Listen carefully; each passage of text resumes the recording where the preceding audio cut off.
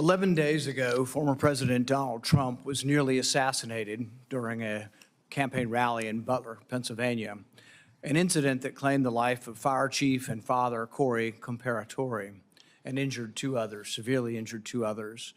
While the specifics of what happened on July 13th and the days leading up to it are still unclear, we know that there were multiple reports by law enforcement on the ground of a suspicious activity by someone who turned out to be the shooter for over an hour before the shooting actually happened. The shooter was able to position himself on a roof of a building only 500 feet away with a direct line of sight of President Trump. This lapse highlights a disturbing series of failures in our security operations. As the Senate committee with jurisdiction of the Department of Homeland Security, including the United States Secret Service, we have a responsibility to uncover the truth about how the former president and now Republican nominee was almost assassinated by a 20-year-old on an unguarded roof despite repeated warnings.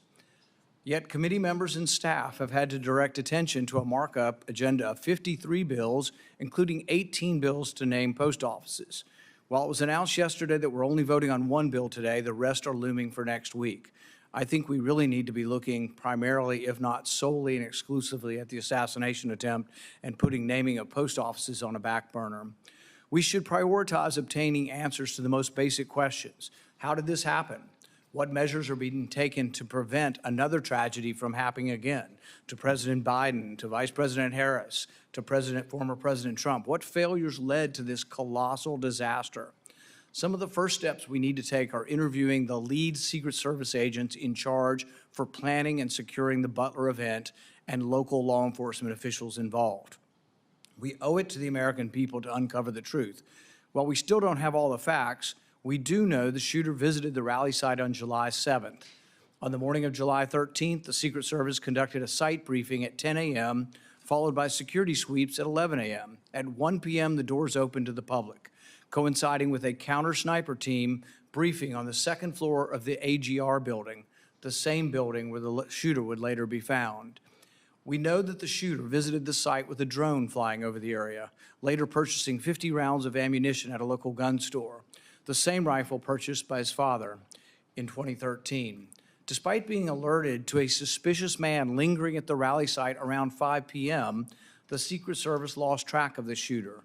By 5:51 p.m., the Pennsylvania State Police notified the Secret Service of an individual with a rangefinder.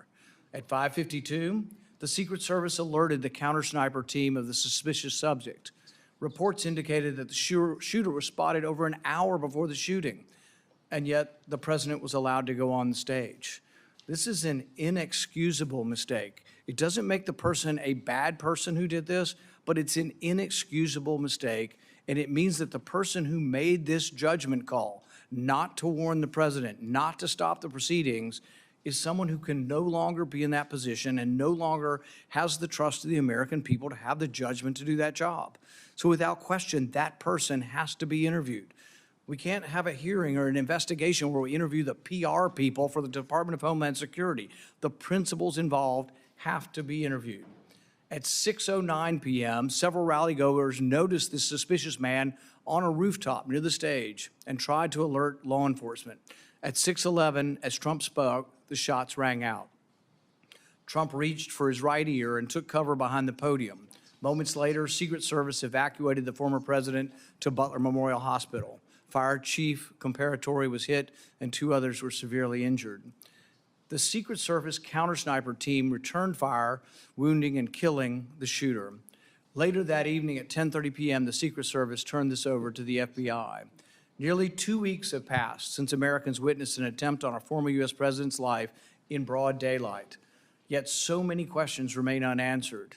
Monday, the House Oversight Committee hosted a hearing with Secret Service Director Cheadle.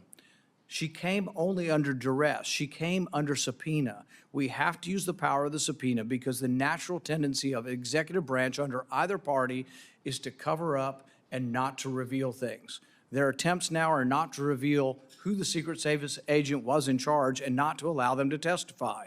That cannot be tolerated, and that person should be brought forward as soon as humanly possible by subpoena. The independent review panel created by the DHS Secretary Mayorkas earlier this week does not address our need for transparency and congressional oversight. How can we trust that this board that is exempt from the Federal Advisory Committee Act and other transparency laws will deliver a truly independent investigation? How can this board access classified information while members of this committee have yet to receive a classified briefing on the incident? Will the board's full report be made public to the American people, or will the public only see an executive summary, as has been done in the past? The review board could take 6 months to complete its work, well past the presidential election, well past many more rallies for former President Trump or for the new nominee, Kamala Harris. We need to know now, will they be safe? Given the urgency and importance of this issue, the committee's sole focus should be the investigation instead of other committee business. I ask the chairman to join me in insisting on having at least the Secret Service Special Agent in charge from Pittsburgh, the Secret Service lead advance agent for the Butler event, and the leaders of local law enforcement agencies involved in the event come to this committee before we leave town next week. It is our duty and our utmost responsibility to ensure that we learn from this failure and hold those responsible accountable. We owe it to the American people to uncover the truth.